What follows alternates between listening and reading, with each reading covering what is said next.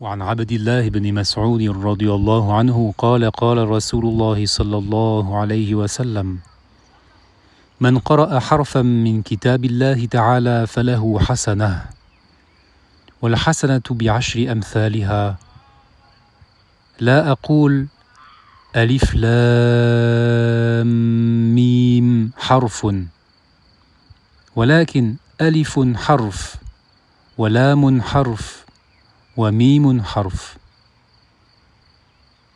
رواه أبو عيسى محمد بن عيسى الترمذي وقال حديث حسن صحيح. De la part de Abdullah ibn Mas'ud radiyallahu anhu, il dit: le messager d'Allah sallallahu alayhi wa sallam a dit: quiconque récite une lettre du livre d'Allah Ta'ala, il aura une bonne action. Et la bonne action est multipliée par 10. Je ne dis pas Alif Lam Mim est une lettre en tout et pour tout, mais Alif est une lettre, Lam est une lettre, et Mim est une lettre. Rapporté par Abu Isa Muhammad ibn Isa al-Tirmidhi, qui l'a qualifié de hadith Hassan Sahih. وعن أبي سعيد الخدري رضي الله عنه عن النبي صلى الله عليه وسلم قال: يقول سبحانه وتعالى: من شغله القرآن وذكري عن مسألتي أعطيته أفضل ما أعطي السائلين. وفضل كلام الله سبحانه وتعالى على سائر الكلام كفضل الله تعالى على خلقه. رواه الترمذي وقال حديث حسن غريب.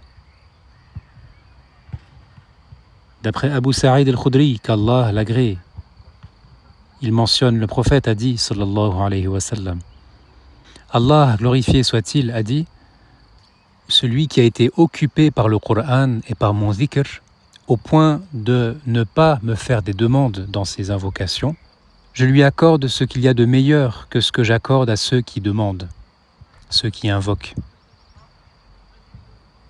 Et le mérite de la parole d'Allah sur toutes les autres paroles est comme le mérite d'Allah Ta'ala sur ses créatures. Rapporté par At-Tirmidhi, qui l'a qualifié de hadith Hassan Gharib. وعن ابن عباس رضي الله عنهما قال قال رسول الله صلى الله عليه وسلم: إن الذي ليس في جوفه شيء من القرآن كالبيت الخرب.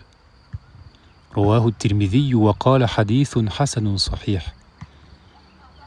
De la part d'Ibn Abbas, qu'Allah l'agrée lui et son père, il dit, le messager d'Allah sallallahu alayhi wa sallam a dit: celui dont la gorge ne contient rien du Coran est comme une maison en ruine.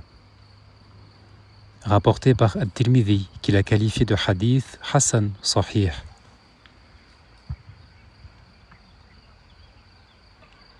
Ces trois hadiths déclinent différentes places qu'occupe le Coran dans la vie du croyant.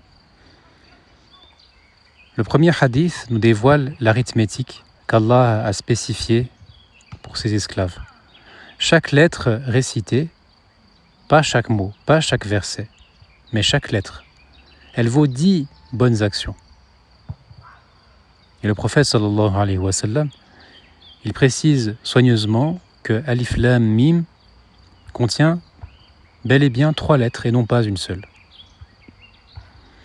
Le deuxième hadith, il nous révèle que celui qui a été occupé par le Coran et le zikr d'Allah, au point d'être absorbé et de ne plus avoir la possibilité de faire de demande à Allah dans ses invocations, alors il reçoit plus que tous ceux qui font des demandes à Allah. C'est une promesse qu'Allah fait à celui qui récite de manière sincère. Et le troisième hadith, c'est un avertissement imagé.